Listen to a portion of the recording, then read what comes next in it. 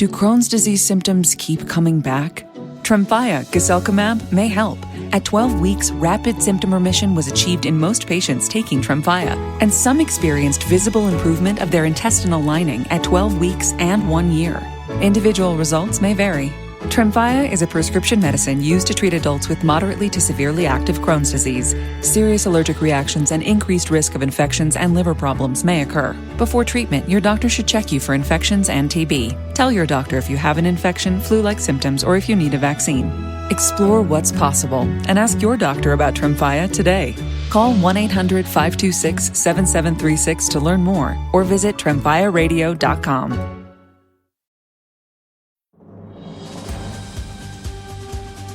This episode is brought to you by Progressive Insurance. Fiscally responsible, financial geniuses, monetary magicians. These are things people say about drivers who switch their car insurance to Progressive and save hundreds. Because Progressive offers discounts for paying in full, owning a home, and more. Plus, you can count on their great customer service to help you when you need it, so your dollar goes a long way. Visit Progressive.com to see if you could save on car insurance. Progressive Casualty Insurance Company and Affiliates. Potential savings will vary. Not available in all states or situations. Back so soon? Oh no, what happened? A little incident at the dog park. We gotta head to the vet. Oh, not again. These bills. We can use CashNet USA. We can apply in minutes, get a fast decision, and have the money in the account as soon as the same business day. All right, Cheddar, back in the car. When you need money fast, be the hero. All loans subject to lender approval. Speed of funding is subject to verifications and your bank's processing times. See CashNetUSA.com for more details. Welcome to Orioles on the Verge. This is Zach Spedden, joined as always by Bob Phelan and Nick Stevens. And on tonight's episode, we're going to break down the FCL Orioles as their season is about to get underway this weekend. We're also going to talk about the uncertain future of the Aberdeen Ironbirds and whether or not this is possibly their final season in Aberdeen. And that will be coming up on tonight's show. So we're kind of at an interesting point in the calendar here, guys, where we're almost a month into the full season levels. And I think we're starting to see which of these hot starts is for real. We're seeing where some players coming back from injury, some guys getting off the slow starts. And in what's still a fairly new development, we get the FCL now in early spring. It used to be the FCL didn't start until early summer, usually not too long before the draft, back when the draft was in June. But now we get a little bit of an early start to the season, which means that we're going to see some guys that we've talked about on the show before, but because they're younger and have not been in professional baseball for very long, we still don't know that much about. So I know that this is certainly something we really enjoy, and just kind of curious to get your thoughts on it. Yeah, I mean, we don't have an official roster either for the FCL. We don't get video down there, not that I know of. I know there's lots of want and a lot of desire from some coaches down there in the FCL who want the game streamed, similar to how the Orioles started streaming Dominican Summer League games last year on YouTube. We'll see when the season kicks off, but yeah, this is where we start to see a lot of these guys for the very first time and you always see at least one or two names too, where you get some good reports, good information comes out. But I don't know how you guys want to break this down and talk about this, but I kind of have like two groups when it comes to two groups of prospects here down the FCL. I think that are going to be the most intriguing. And for me, the first one is, I think the other group's a little bit more intriguing, but this group, the high school picks from last year, because there were four of them, Nate George, DJ Layton, Andrew Tess, and Braylon Whitaker. I'm pretty pumped to see what these guys do, where they're playing defensively and what the numbers look like. Still don't know much about Whitaker, except that he's 19 years old. He hits left-handed and he's from North Carolina. That's about all I know. Excited to learn more about you, Braylon. Same for Tess. Like, he's a 19-year-old catcher, 18-year-old catcher from Florida. That's about all I know. Some good positive reports defensively, I think. It seems like he's a powerful kid. Looks like he might have some power in the bat as well, so we'll see how he fills out. But it's DJ Layton and Nate George are the top two there. And, Layton had real buzz coming out of the draft. Good defense at shortstop, strong arm. I think he was even pitching like in the mid-90s when he was in high school. So And we saw him in the spring breakout game. That was his first unofficial professional at bat. It was an RBI single or just a single. Either way, he rocked one up the middle for a base hit, his one and only at bat in that game. So I'm pumped to see some data on him. And just for the vibes, I do think DJ Layton's going to be very good because he was committed to Southern Miss, a great college program. Healthy Reed Trimble, I think we can all agree, has been very, very good in this organization. You might be done with him because of the injuries, and I get that. He even got hit day one of this season and hasn't played since. But a healthy Reed Trimble is very great. Matthew Etzel, very little time in the organization, but he stood out among last year's draft picks before being traded to Tampa Bay. So therefore, both these guys come out of Southern Miss. DJ Layton was committed to Southern Miss. I think it's just the writing's on the wall. DJ Layton's going to be a fantastic prospect. Nate George, though, go back to our top 50 discussion. For me, he was one of the hardest prospects to rank personally, just because was he from Minnesota? He's like a Minnesota high school kid with limited travel ball experience. So not unknown, but kind of unknown in a sense. We know he's a fantastic athlete, track star, baseball star with real potential, speed, power. The ceiling's fun to dream on, but maybe questions about the hit tool. And I'm excited to see kind of what he looks like and get more. I know Matt Blood was hyping him up in that spring breakout broadcast or some broadcast. I don't know, but I'm excited to get some real numbers and real data on Nate George specifically because he was one of my favorite picks, I think, in last year's draft class, just because of how fun it is to dream on what kind of player he could become. Yeah, those are all good points. It's such a shame we're not going to get terrible quality footage between a fence link from some creep who has a Napoleon complex and has done a complete 180 on his thoughts on the organization. Go away. But yeah, I think an underrated part of the FCL season is when guys are hurt. We won't know what Bob said next. I know, yeah, it was kind of a dramatic pause here. But while we wait for Bob to come back, Nick, I just want to go back to Nate George for a minute because I know for myself when I was working on my top 50, George is one of those players. It's like, I know that all the tools are apparently there, but because he was it's almost like because he was such a good athlete, you're still not entirely sure who he is as a baseball player. Because like you said, he was not a name you really heard on the summer circuits. But it does feel like there's a really interesting mix of tools here. Yeah, he's in our 40s. So I just figure it's fine to keep him in the 40s because he deserved to be on our top 50. And if he comes out hot and we get some good information out of Sarasota in the next couple of weeks, we'll bump him up. But yeah, I think George and Layton are the two guys on, as far as domestic prospects are concerned, those are the two big names to watch down there in the FCL. I'm assuming both are going to be on that roster. We don't have the official roster in front of us. Bob's moving, so I think he's back. I got hacked. Someone was listening.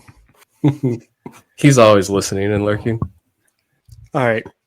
So I was saying, yeah, those four high school guys, they'll be a lot of fun to watch. I don't know if you heard, but the rehabbing guys, it's nice that you can kind of see them coming up back through, get some at-bats before they return to their typical level. But I'm also super curious to see a lot of this great crop of international guys that were in the Dominican Summer League last year between Jordan Sanchez, Elvin Garcia, number 4 or 5 prospect in our system, according to Fangraphs. Excited to see his progress. And yeah, just all those guys.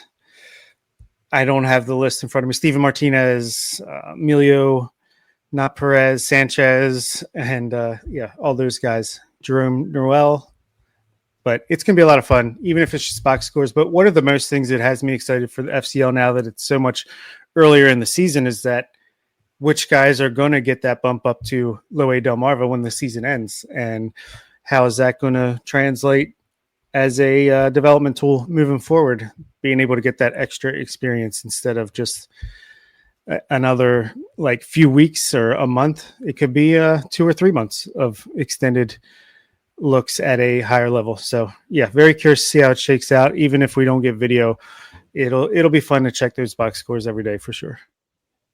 Well, that is one thing that the adjusted schedule for the FCL does seemingly allow for, which is that you could see some of these players in Delmarva at some point over the summer. And Jordan Sanchez is really the first name that comes to mind for me because there was some speculation, and I didn't think it was entirely unfounded over the offseason, that the Orioles might decide to let Sanchez skip the FCL and go straight to Delmarva. That obviously didn't happen, but given the numbers that he put up in the DSL last year and that left-handed power that's raw but still shows up plenty of times in games is for real. And I just would not be shocked if Sanchez goes there to the FCL, gets off to a fast start, and we see him with the Shorebirds before, I'm not going to say, before June or July necessarily, but some point reasonably soon. Yeah, I thought Sanchez would be in Delmarva too. Just everyone loves to point out that he was older in the DSL last year, which you might have boosted the numbers a little bit. Like, that's true, but he's still only 19 years old right now. Orioles getting him for a little bit of a discount coming out of Cuba, but a 165 WRC plus in 38 games last season was pretty phenomenal. Joshua Lorenzo, another name. I've been seeing some videos of him. They've been seemingly playing the Pirates like every day, I feel like, and the scrimmages and stuff, but he's posting a lot of fun videos, some home runs, some deep drives into the gaps. He had a fantastic DSL debut in 2023, and then last year the numbers weren't good in the FCL, but there's the injury that delayed a season, and I just don't think he ever got going. Maybe the injury lingered, I don't know, but he was also 16 when he was in the DSL. He's just 18 right now. And this is year 3 in the organization. So excited to see him have a rebound year.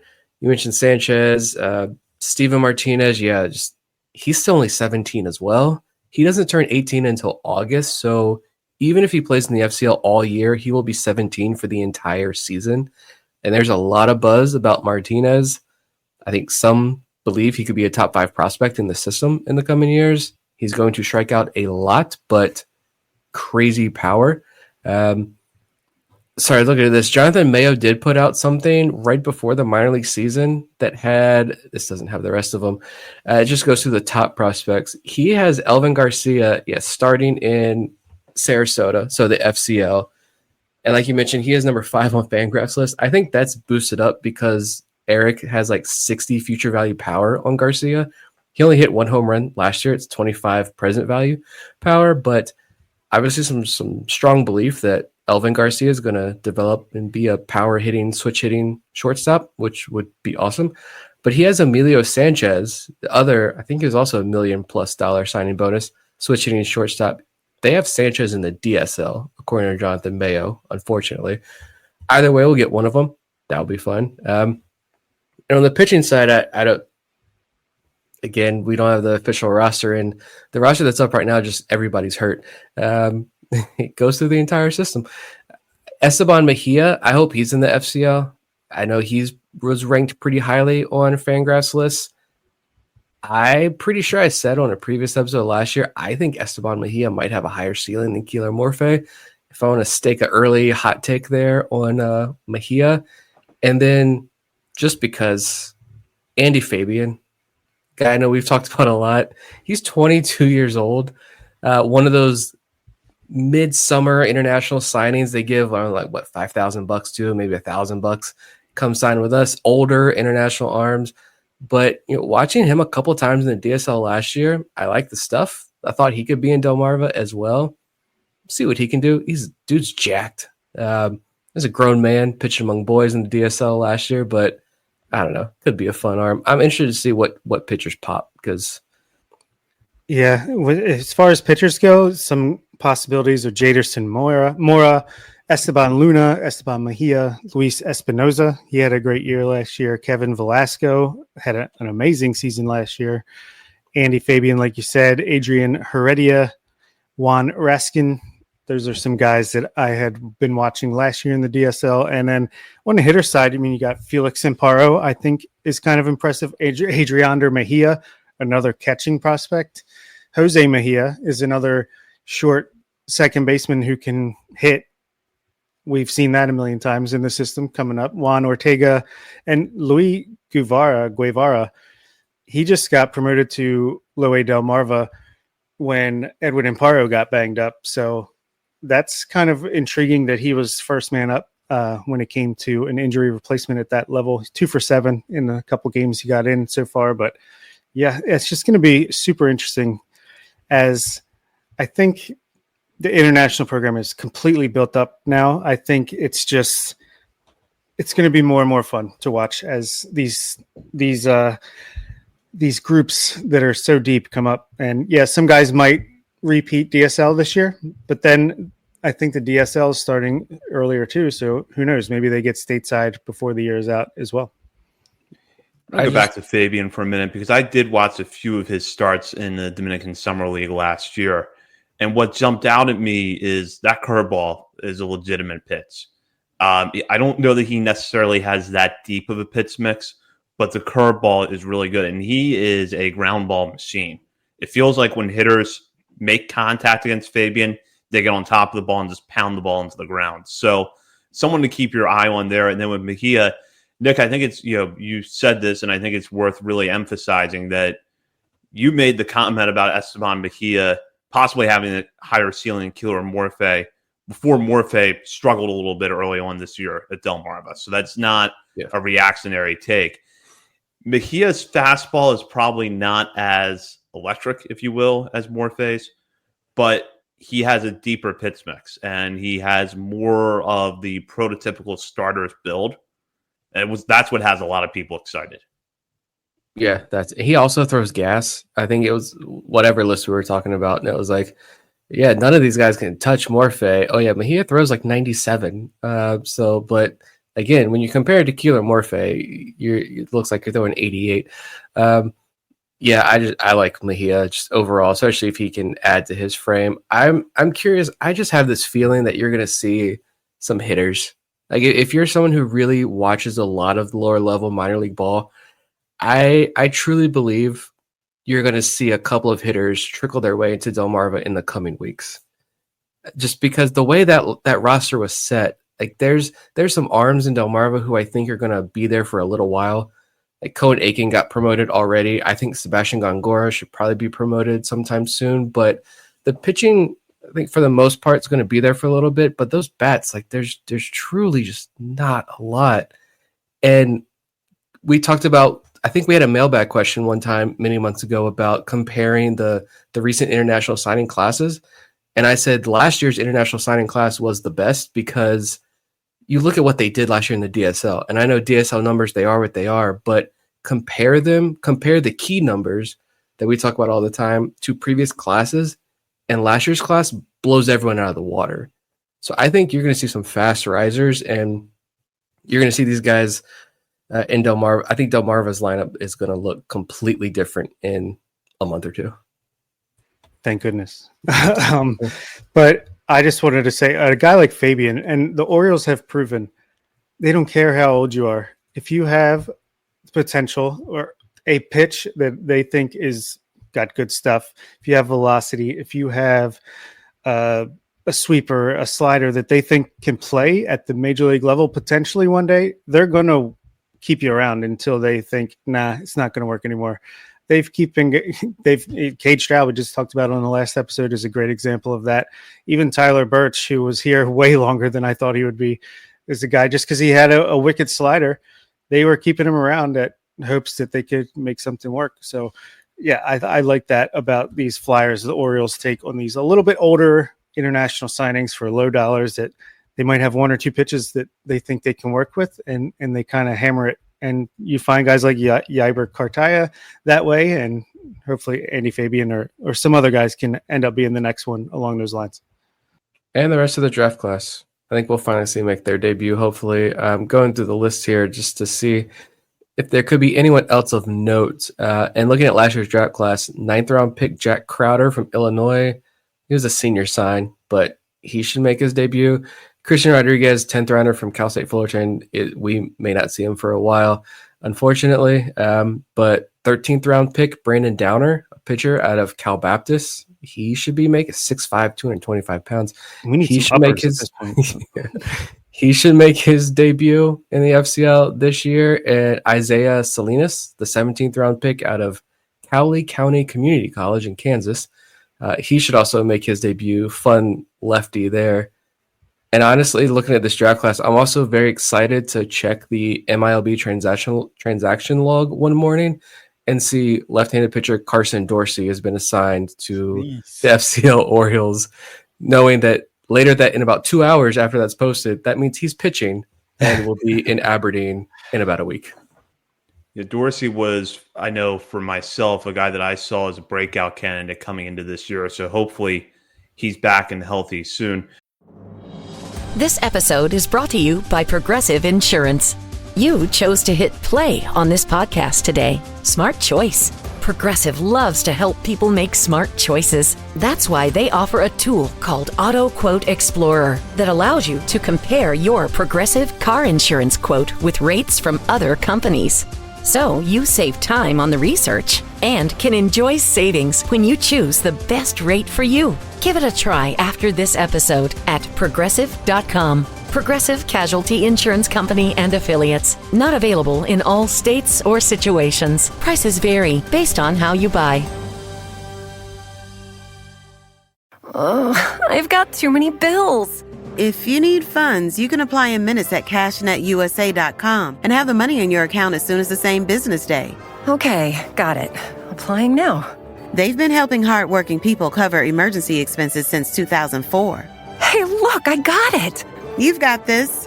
When you need money fast, be the hero. All loans subject to lender approval. Speed of funding is subject to verifications and your bank's processing times. See cashnetusa.com for more details.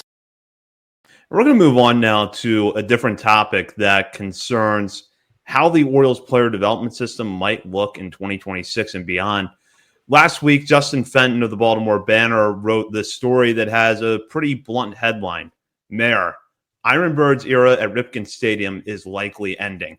Now, at this point, it is worth noting that Attain Sports, which owns the Ironbirds, or the city of Aberdeen, or the Orioles have come out and said that the Aberdeen Ironbirds will be relocating after this season.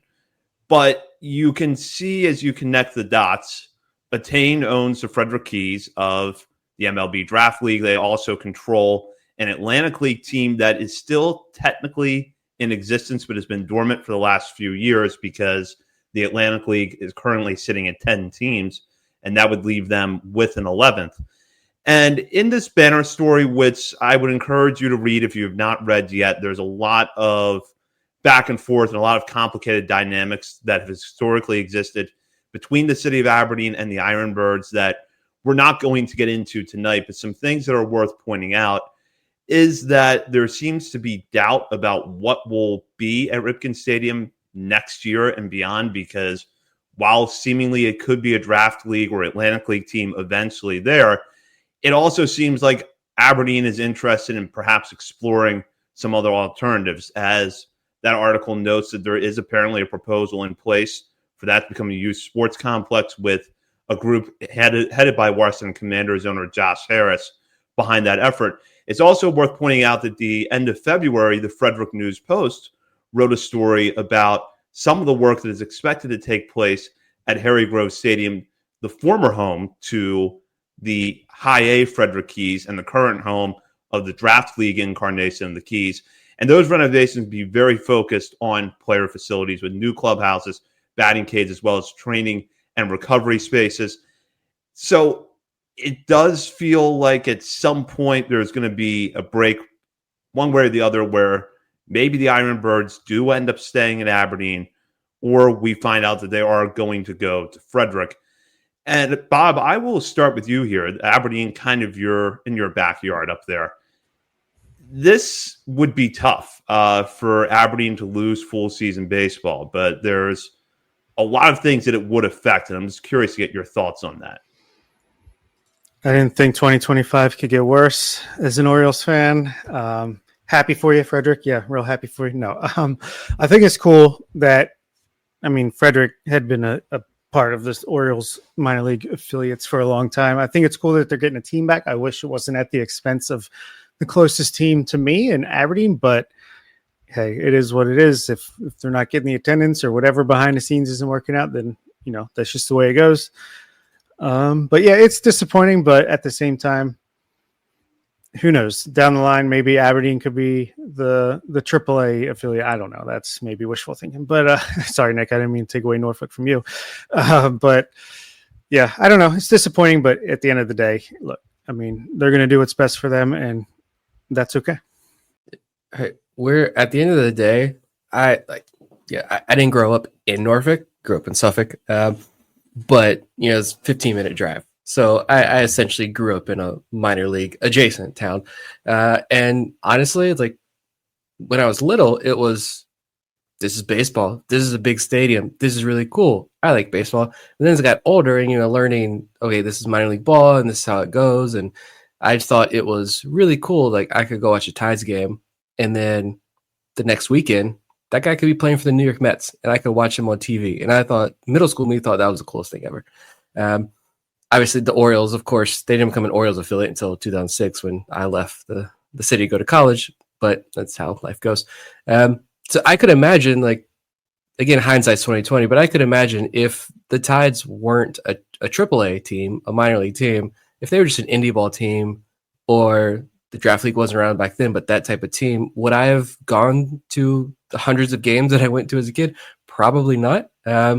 So I do feel for the people of Aberdeen, and if there still is going to be a baseball team there, hopefully the town embraces them.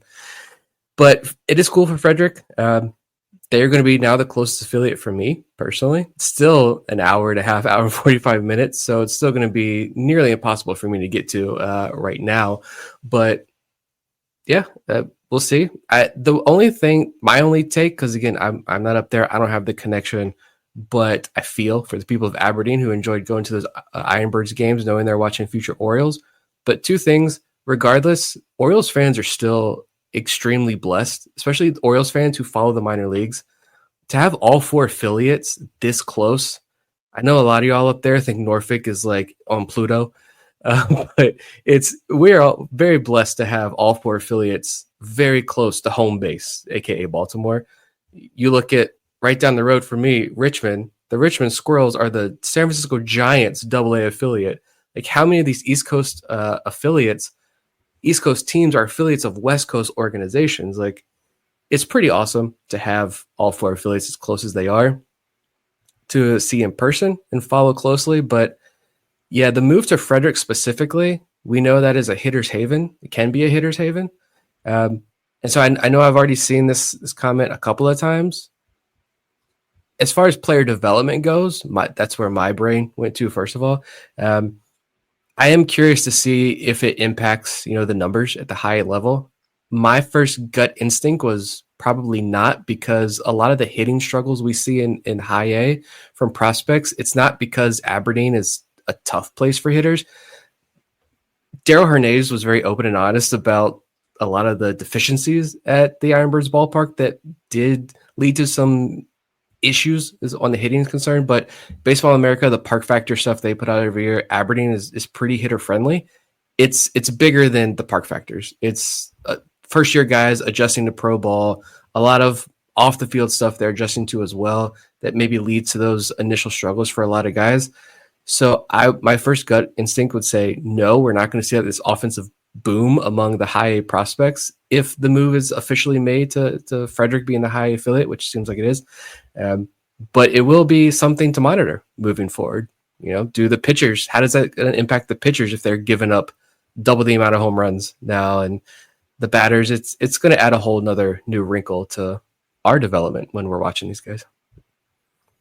Yeah, I remember when we first started the show and we were preparing for what we thought was going to be the 2020 minor league season. One of the things we had noticed is that within the last few years leading up to that, there was a trend of pitchers' walk rates and home run to fly ball rates going up when they went from Delmarva to Frederick. And then for some pitchers, they would actually perform better in Bowie than they would at Frederick. But, and I don't know if that's going to change. If anything in the renovations is going to change the dimensions or the way that the ball would play there. But, yeah, I would expect that, you might see the results skew a little bit more hitter friendly than they have at Aberdeen. But like Nick said, there's factors that have nothing to do with the park that lead to hitters struggling or having success early on. And of course, we'll have more on that story because there's going to be a lot more coming out about it here in the next few weeks and months, I suppose. But in the meantime, just something to put on your radar. This episode is brought to you by Progressive Insurance. You chose to hit play on this podcast today. Smart choice. Progressive loves to help people make smart choices. That's why they offer a tool called Auto Quote Explorer that allows you to compare your Progressive car insurance quote with rates from other companies. So you save time on the research and can enjoy savings when you choose the best rate for you. Give it a try after this episode at progressive.com. Progressive Casualty Insurance Company and Affiliates. Not available in all states or situations. Prices vary based on how you buy. Back so soon? Oh no, what happened? A little incident at the dog park. We gotta head to the vet. Oh, not again. These bills. We can use CashNet USA. We can apply in minutes, get a fast decision, and have the money in the account as soon as the same business day. All right, Cheddar, back in the car. When you need money fast, be the hero. All loans subject to lender approval. Speed of funding is subject to verifications and your bank's processing times. See CashNetUSA.com for more details. And for that, we will go into our final segment of the night, Last Call, brought to you by Checker Spot Brewing, located at 1421 Ridley Street. Checker Spot is not far from Camden Yards, and it's the perfect place for a pre- or post-game beverage. And if you happen to be going to the game, and you're going to have a lot of opportunities this week to get out there, you can find one of their signature beers, The Bird is the Word, at the beer stand behind home plate. And that's Checker Spot Brewing. And our last call segment tonight is a question that came from one of our regular listeners, Devin. And Devin asked this in Discord. What do you think the rubric for Mike Elias is? I think most fans just kind of approach it as talent didn't sign here. Talent that did sign here is underperforming, and no one's extended yet. Sucks, referring to Elias. But I feel like that's attributing a bit too much power to him. What are the things he should be graded on when considering him? This is a really good question. I think I have complaints about how the season has gone from a front office perspective. It's probably not the same ones that a lot of fans and radio hosts, JLC, and callers are complaining about. But I think when we're at this competitive window now, we're hoping and expecting to be competing for World Series / playoffs year in and year out. You got to be able to kill your darlings a little quicker, in my opinion. So the Jorge Mateos of the world, the Ciano Perez's of the world, they have some tools and talents that can help the team, and you don't want to let them go for nothing. Ryan Mountcastle, another example. But at the same time, don't let a guy like that, that reason stop you from making an improvement on the roster in another way. But as far as what I'm grading Elias on is basically just the overall health of the organization as a whole. We don't have to be a top farm system, but just keeping the player development system intact, having guys come up, just graduating minor leaguers into major leaguers, basically keeping the expectations coming into the season every year that we should make the playoffs. Injuries, bad performance, bad luck, that kind of stuff is out of his control. So if as long as he's putting a team together that on paper coming into the season is a playoff contender, World Series contender, then I will be content. And as long as you keep the core, it doesn't have to be Gunnar and Adley for the next 12 years. It could be right now it's Gunnar, Adley, Holiday, Westberg. And then in 2 years, it could be Gunnar on his last legs potentially in Baltimore, but you got Mayo and Basayo now in there with Holiday. And I don't know. I think just the overall health of the organization from top to bottom. And I'd rather have a year like this, but have the overall health be what it is than the run from 2012 to 2016 every day of the week, which we also missed the playoffs 2 years in that run too, by the way. Yeah, I can't. And I think this kind of stems from somebody asking, if I remember correctly, someone asking, like, is Elias's seat hot? We know Hyde's is Elias's seat hot? And it's like, I don't think it's even lukewarm. And I call me a bootlicker all you want. I don't care anymore about the people who, that's probably the biggest thing I think we get backlash for, is people think we're Mike Elias worshipers over here. I don't care about ownership. I have thoughts about Orioles ownership and bobbleheads. I don't care about ownership. I truly don't care. I don't ever want to see David. I don't need to see him on camera at all. I don't need to see Mike Elias on TV at all. I don't care about those guys. I care about the players on the field. That's what I'm paying attention to. And you've put together a really good team here. Yeah, there are qualms. I have major qualms about how this pitching staff looks coming into the season. I don't want to get into the whole offseason stuff with Burns, Snell, whoever, Fried, whatever. It's done. It's whatever. I would like to see Bob. I think Bob put it best there. I would like to see more aggression from this front office when it comes to, if change needs to be made at the major league level, let's start making those changes and stop being so completely risk averse. Like, this organization does take risk, but I do feel like a lot of that risk is in the draft. Taking guys like Vance Honeycutt and Judd Fabian, like, those are risk. You see it in the minor league level, like, they're very progressive in their hiring of guys down in the minor leagues in terms of coaches and everything. And they've done a fantastic job on the coaching side of putting the minor league side of this organization in an unbelievable place, to where they can take a pitcher in the 14th, 15th round of the draft with a 6 ERA in college and a high walk rate, and 2 years later, they're getting top 100 consideration overall. Like, all that is there. So I do agree. I like that point that you made. I would like to see the more aggressiveness like that at the major league level as well, and see, like, if maybe Hyde may or may not be the issue, but if there's already, like, if there's an inkling that a leadership change would do something, don't be afraid to wait till the end of the season. Just do it now, and let's see. I'd rather take that risk if you think that could pay off. I don't know.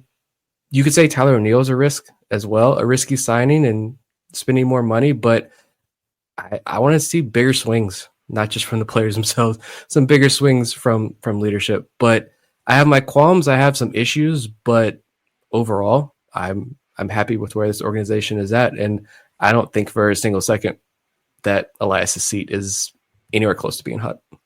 Yeah, personally, sorry, Zach, I just want to say something real quick. Been an Orioles fan for a long time. Seen a lot of incompetency in the front office, in the owner's box. So I'm just happy we have one of the most advanced, progressive, at least on the player development side of things. And they're very competent when it comes to the major league side, even if the results aren't there right now. So I don't want to give that up just because, we're not getting what I want. Oh, it's not, we didn't go all in. What? Oh my God. Just, okay. We have someone in control that knows what they're doing, an ownership that's letting them do it for now. I am looking forward to the day when it's Eve as GM and Mike is the president of operations, but that seems inevitable at some point. This is an excellent question, and there's a lot of direction you can take, and I think you both summed it up nicely.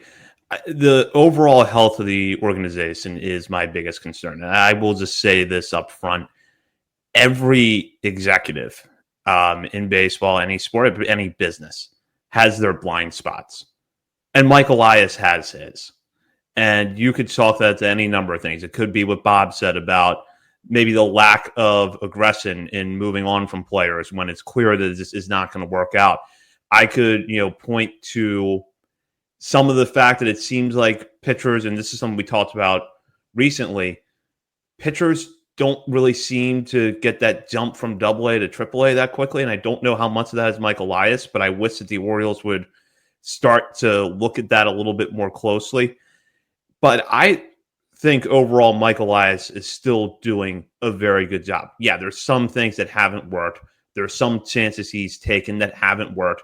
And I do think that he needs to lower the risk aversion when building the major league roster. It's not that he's a risk-averse general manager across the board, but there's some risk aversion in building this roster that shouldn't be there. I understood it when John Angelos was the owner and you had limited resources, but now you've kind of got the resources to do this thing. And then Connor Newcomb pointed this out when he was on our show back before the season. The Kyle Gibson signing would not have happened under John Angelos because you're not going to pay $5 million for a starter who might not be on your team all year. Now it looks like Gibson's going to be around a while, but those are the kind of things you can do now. And I just think that as Elias adjusts to a different reality with a different owner, he needs to figure out how to deploy those resources. That's not something he had to think about before. And now it's something he's really got to think about because I said this on the last show, the window has not slammed shut. I still stand by that. But we know that taking chances sometimes means that you're going to keep that window open. And look, there's probably going to be some moves that help in the long run that are going to be unpopular up front. But the Orioles just have to make those. And I think Elias is going to figure it out. He will eventually figure that out. And it may, again, come back to who the manager is, may not. We'll see. But I think that what you should look at is the overall health of the organization. Are their processes evolving to keep up with the rest of the league? And if he's able to do that, I think he's generally going to be successful. It's a good point. This is a very, very smart front office. So even if something's not working, they're going to adjust. They're going to adapt. And maybe the smart thing is to let bad luck even out. Maybe it's not, but I think they have a plan at least. And that's more than we could say in some years past. We all got spoiled, right? We've all been spoiled by draft picks hitting at an alarming rate, all these prospects, top prospects coming up. And even if they needed the reboot, they come back to the major leagues, they hit the ground running. And for the first time in a couple of years now, we're seeing guys hit roadblocks and we're seeing some stumbles and we're seeing the injury variants not go our way. And that's something that the front office can't control is the injuries, which has been a major thing. And I don't know. And maybe there is something, again, to this whole, the ability of guys to transition a little bit more quickly to the major leagues. Maybe that's a blind spot there. Maybe that's the next step that the organization needs to look at. You can get these guys pushed aggressively through the minors, and then when they get to the major leagues, it's the start, stop. They need the reset, they need the reboot. And then I know you hear it all the time. You see people like, why can't our prospects do that when we watch other teams' top prospects come up and hit the ground running? Yeah, that's frustrating as well. And maybe that's something that the organization needs to look at. But I don't know. It's not bootlicking. It's not looking at this orange-colored glasses to like trust what this front office is doing and understand that the health of the organization as a whole is very high and that they have long-term, they're keeping the long-term in check here. And that's what's most important. And I don't know. We'll see. I'm anxious to see what this next month brings. That's all I have to say is that this next month does feel like a turning point though. Like does this front office make a drastic decision, a big time decision to shake things up? Does the team figure it out and put themselves in a good position? And then we can just worry about, all right, who are we going to acquire at the trade deadline? I don't know. I do feel like this month is for this year. This next month is a turning point. But again, long term, yeah, the window is not shut. The window is still wide open. It's just we've had a good run lately. It's gonna end eventually, but it's not dead. It's just paused right now for this couple weeks. And with that does it for our coverage this week. We will be back next week to cover all things in Birdland. In the meantime, you can check us out on our many social media channels, including Facebook, Instagram, Threads, X, TikTok, YouTube, and Twitch. We're also over at Substack, OriolesOnTheVerge.substack.com. And while you're browsing around the internet, be sure to head over to Patreon and sign up to become a member. You'll have access to bonus weekly coverage from Bob, Nick, and myself, and our first monthly update of the season to the top 50 list is coming next week. You're not going to want to miss that, and that will be available to anyone who is a paying member of our Patreon community at the $3, $5, or $10 levels. For Bob Phelan and Nick Stevens, this is Zach Spen. You've been listening to Orioles on the Verge, part of the Believe Podcast Network.